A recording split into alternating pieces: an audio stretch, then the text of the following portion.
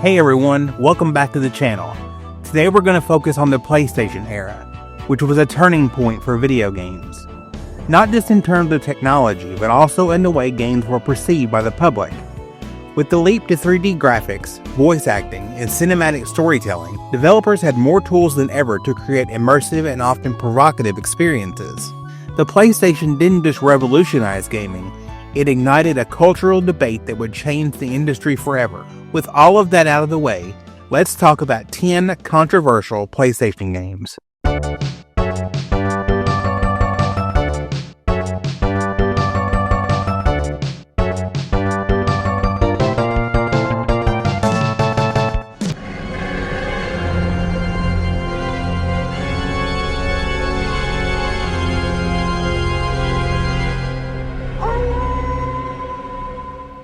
Nightmare Creatures. Nightmare Creatures released in 1997 for the PlayStation, and quickly became a focal point for controversy, due to its intense violence and dark themes.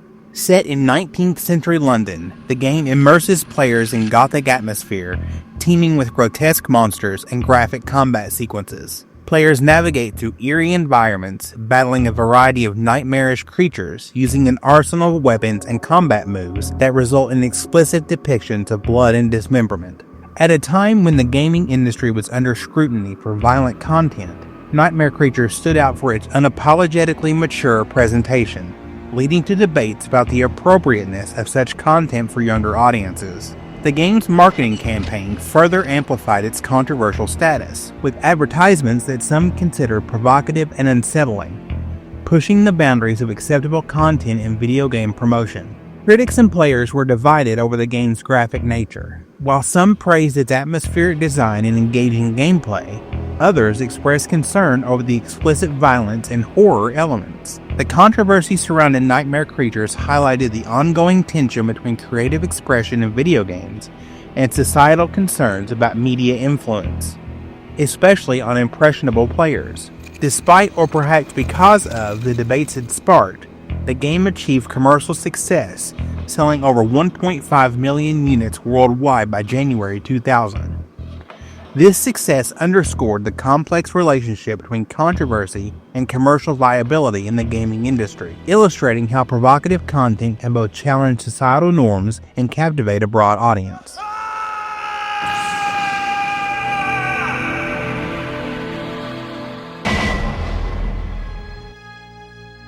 Resident Evil. Released for the PlayStation in 1996, redefined the survival horror genre, but it also sparked significant controversy. At the heart of the issue was the game's intense violence, gore, and terrifying atmosphere, which pushed the boundaries of what was acceptable in mainstream gaming at the time. The game featured grotesque zombies, graphic depictions of blood, and unsettling moments of body horror, all of which were considered extreme for an interactive medium. Critics and concerned parents worried that such content could desensitize players to violence, especially younger audiences who might get their hands on the game despite its mature rating. Resident Evil contributed to the growing debate over violent video games, following in the footsteps of titles like Mortal Kombat and Doom, which had already stirred public outcry. Beyond the gore, Resident Evil was also controversial for its use of shock tactics and moments of extreme tension that many deemed psychologically disturbing.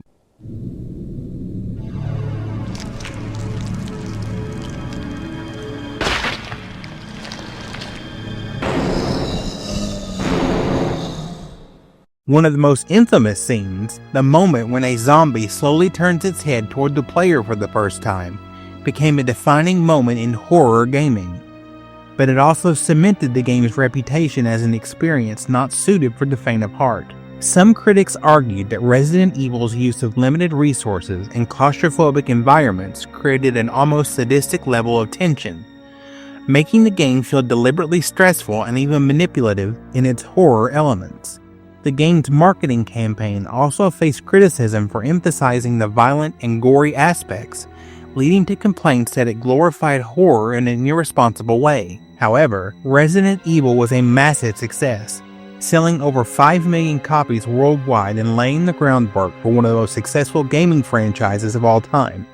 Its legacy continues today, with remakes and sequels keeping the debate over horror and violence in video games alive.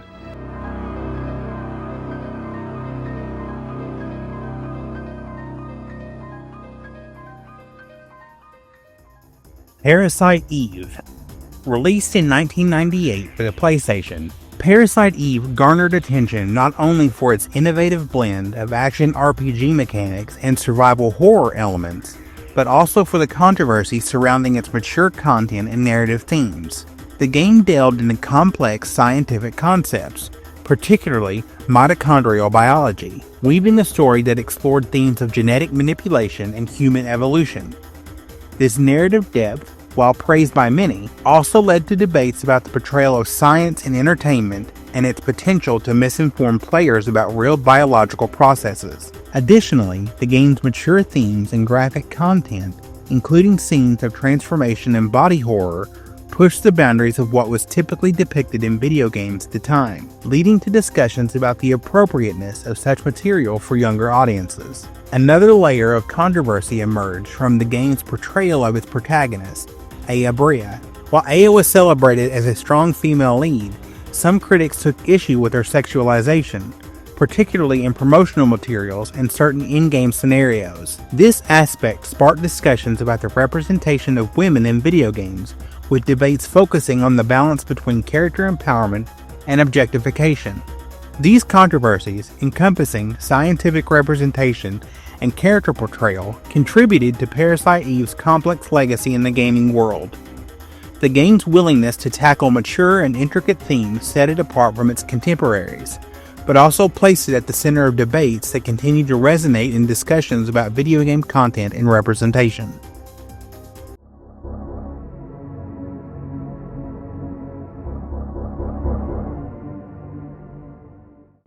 Legacy of Kain: Soul Reaver.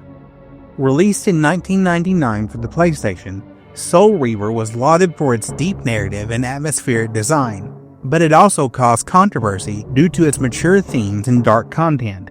The game delved into complex issues such as existentialism, free will, and the nature of the soul, all set against the backdrop of a decaying world inhabited by vampires and other supernatural entities. The portrayal of graphic violence, including scenes of impalement and soul consumption, raised concern among parents and advocacy groups about the suitability of such content for younger audiences. This led to discussions about the effectiveness of the ESRB in informing consumers about mature content in video games. In addition to its thematic controversies, Soul Reaver faced legal challenges that further complicated its release. The game's development was marred by a lawsuit from Silicon Knights, the developers of Blood Omen: Legacy of Kain, the predecessor to Soul Reaver. Silicon Knights alleged that Crystal Dynamics, the developers of Soul Reaver, had violated their contractual agreements and infringed upon their intellectual property rights. This legal battle not only delayed the game's development, but also highlighted the complexities of intellectual property rights within the gaming industry. Despite these hurdles, Soul Reaver was released to critical acclaim, though some content had to be altered or removed due to the legal disputes and time constraint. These controversies underscored the challenges developers face in balancing creative expression with legal and societal considerations. Duke Nukem: Land of the Babes. Released for the PlayStation in 2000, stirred controversy for its overtly sexist themes, over-the-top violence, and crude humor. As part of the Duke Nukem franchise, which was already known for its macho, hyper-masculine protagonist, Land of the Babes doubled down on its depiction of women as scantily clad damsels in distress. The game's plot, which revolves around aliens exterminating all men on Earth and the women are captured to be used as slaves, was criticized for objectifying female characters and reinforcing outdated gender stereotypes. Many gaming critics and advocacy groups pointed out that the game leaned into juvenile humor and gratuitous sexual innuendo, which, even at the time, was seen as problematic. Land of the Babes was scrutinized for their portrayal of women, arguing that such representation contributed to negative gender perceptions in gaming culture. Beyond its gender-related controversies, Duke Nukem: Land of the Babes also faced backlash for its excessive violence and politically incorrect humor, which were hallmarks of the franchise. The game featured intense gunplay, gory combat, and a protagonist who frequently delivered crude one-liners, mocking both enemies and allies alike. While this was a selling point for fans of Duke Nukem, critics argued that the game lacked any real depth or self-awareness, making it feel more like a parody of action movies than a serious entry in the shooter genre. Some reviewers, such as those from GameSpot and Edge magazine, noted that the game's attempts at satire often fell flat, coming across as outdated even for its time. Despite the controversy, Duke Nukem Land of the Babes maintained a cult following, largely due to its nostalgic appeal and association with the larger Duke Nukem franchise, though its legacy remains divisive among players and critics alike. Before we move on with our list, I'd love to know what you think so far. Sound off in the comments below if you're enjoying this video. And while you're down there, be sure to hit the like button. It helps out more than you know. And be sure to subscribe so you don't miss any upcoming videos. Okay, back to the list.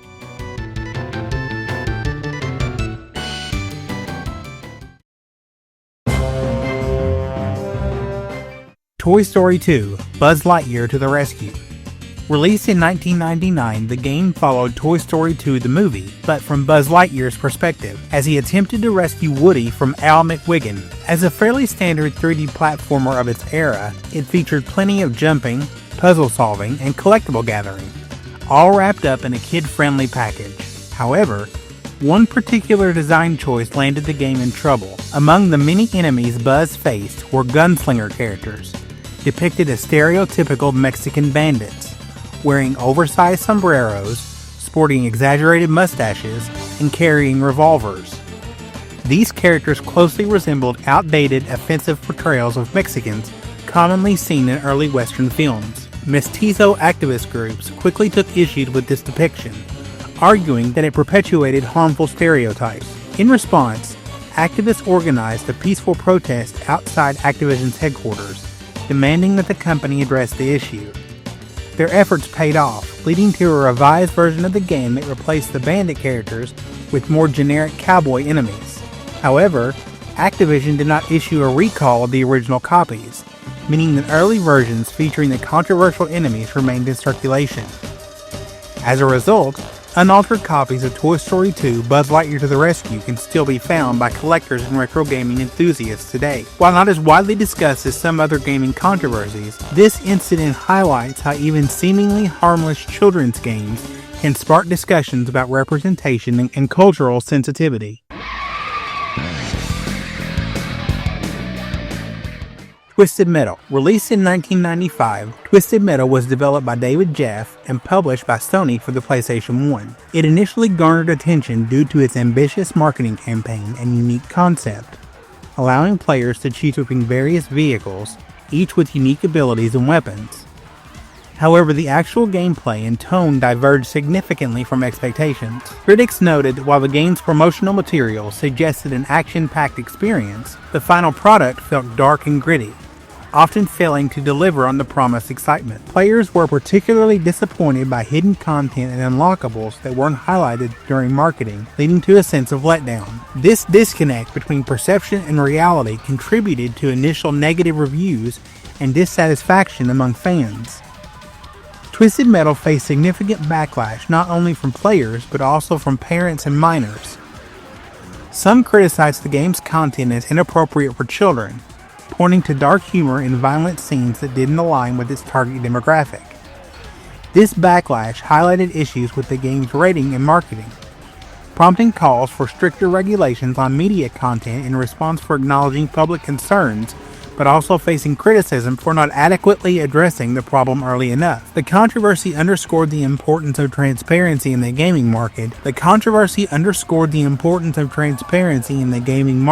And the potential legal repercussions of misleading consumers.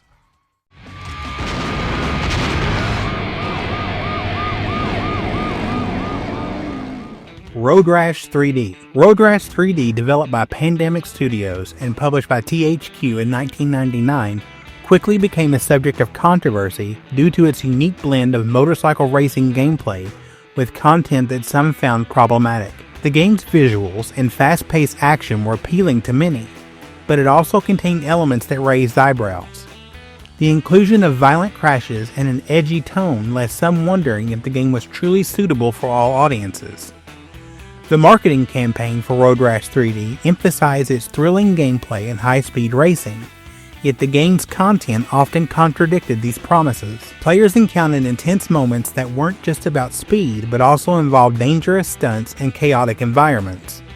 This disconnect between the game's advertising and its actual content led many to feel betrayed, especially when they were looking for something family-friendly. The controversy surrounding Road Rash 3D escalated as word of its content spread.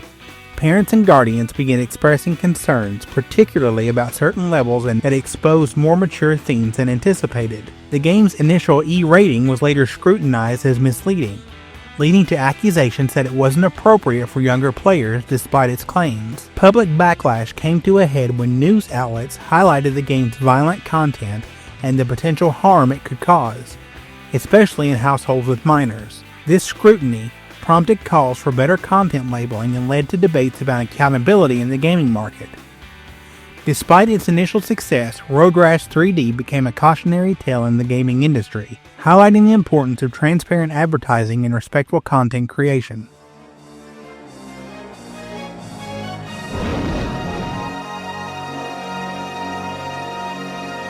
Tear Ring Saga, released in 2001, bore a striking resemblance to Fire Emblem in both gameplay and design. It featured turn-based, grid-based combat, character recruitment, class promotions, permadeath mechanics, and a medieval fantasy setting, elements that have long been synonymous with Fire Emblem. Unsurprisingly, Nintendo took issue with this and filed a lawsuit against Interbrain, arguing that Tear Ring Saga was essentially Fire Emblem under a different name and infringed on their intellectual property. Nintendo took Interbrain to court 3 separate times, but the legal battle did not go entirely in their favor. While courts did acknowledge similarities between Fire Emblem and Tear Ring Saga, they ultimately ruled that not a direct copyright infringement, as it did not reuse actual assets, code, or characters from Fire Emblem. However, Nintendo still managed to win a partial victory, securing 76 million yen, around $700,000 at the time, in damages. Despite this legal setback, Tear Ring Saga was allowed to remain on the market in Japan, and it even sold well, proving that Kaga's formula still had an audience outside of Nintendo's grip. More importantly, the case set a legal precedent regarding how much a spiritual successor could resemble its inspiration without crossing the line into copyright infringement. This ruling had lasting implications for the gaming industry, making it possible for future independent developers to create games heavily inspired by past projects without fear of immediate legal shutdown. Kaga would go on to develop a follow-up, Bearwick Saga, for the PlayStation 2, which distanced itself further from Fire Emblem. However, Tear Ring Saga remains a fascinating case of a creator fighting for creative independence and a game that tested the limits of what it means to be a spiritual successor.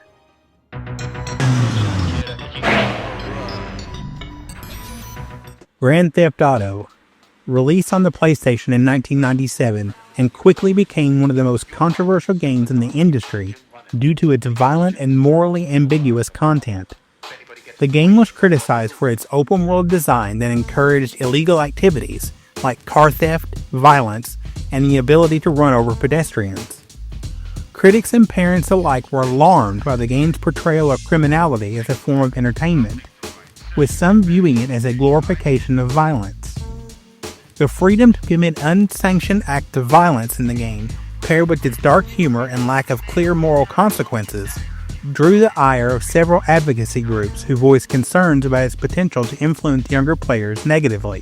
These themes of crime, chaos, and lawlessness created a cultural storm that echoed in the mainstream media, contributing to debates on video game censorship and its impact on society. Even though the game received praise for its innovative open-world design, the controversy surrounding its content led to discussions about the role of video games in shaping cultural norms and values.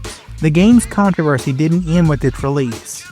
In fact, Grand Theft Auto became the focal point of a much broader conversation about video game violence and the impact of interactive media on behavior. Its explicit content led to heightened scrutiny by both lawmakers and the public, pushing for more regulation in video game marketing and content.